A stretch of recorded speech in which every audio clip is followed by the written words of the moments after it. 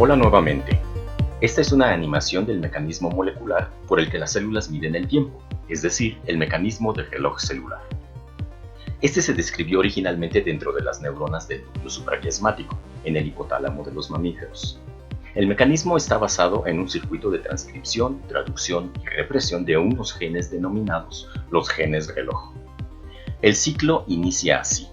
En el material genético de la célula hay algunos genes que tienen, dentro de su sitio promotor, una cierta secuencia llamada la caja E. Entre estos genes está un grupo de genes reloj: period, abreviado PER, cryptochrome, abreviado CRY, y reverb alpha. Además, hay otros muchos genes que no son considerados genes reloj, pero que tienen caja E. El ciclo inicia con los genes PER y CRY. Existe un segundo grupo de genes reloj, el gene Circadian Locomotor Output Cycles Caput, mejor conocido como CLOCK, y el gene Brain and Muscle Area Hydrocarbon Receptor Nuclear Translocator Like Protein 1, mejor conocido como BMAL1. Las proteínas de estos genes forman un heterodímero que tiene la capacidad de unirse a la caja E y activar la transcripción de ese gene. En este caso se unen a los promotores de PER y CRY. Esto activa el complejo de la RNA polimerasa y se transcribe el RNA mensajero de cada uno de ellos.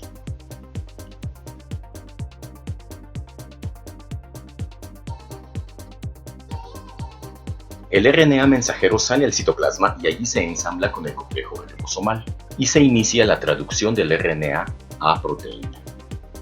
Las proteínas que se sintetizan son PER y CRY. Las proteínas PER y CRY forman un heterodímero. Como la transcripción de PER y CRY está activada, su concentración aumenta rápidamente. El heterodímero PER-CRY entra al núcleo de la célula a través del complejo de poro, mientras dentro del núcleo continúa la transcripción de estos genes.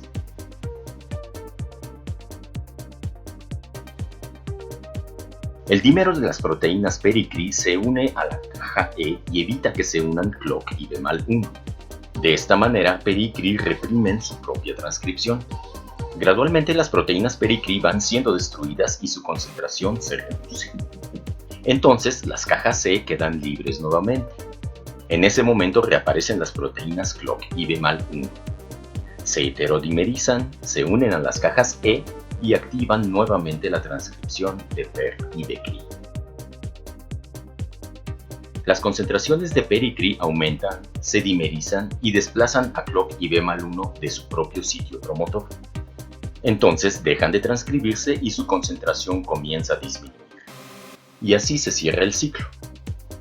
La alternancia en la expresión de estos dos grupos de genes crea un ciclo muy cercano a 24 horas.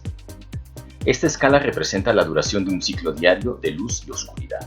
La expresión de PER y CRY aumenta durante la fase luminosa y el pico de expresión dura aproximadamente 12 horas. CLOCK y BMAL1 se expresan en antifase, de manera que cuando se expresa uno de estos grupos de proteínas, el otro se encuentra reprimido. Entre ambos determinan la duración del ciclo interno del reloj. En los mamíferos, los genes reloj canónicos incluyen a CLOCK y BMAL1 por un lado, y a CRY, PER, reverb alpha y la caseína sinasa 1-epsilon por otro. Algunos de estos genes tienen varias isoformas, como PER y CRY. Otros organismos tienen mecanismos de reloj similares que también están basados en asas de transcripción-traducción de genes. Muchos de estos genes son homólogos y cumplen funciones similares, aunque se les han dado nombres distintos. Por ejemplo, en insectos como Drosophila melanogaster,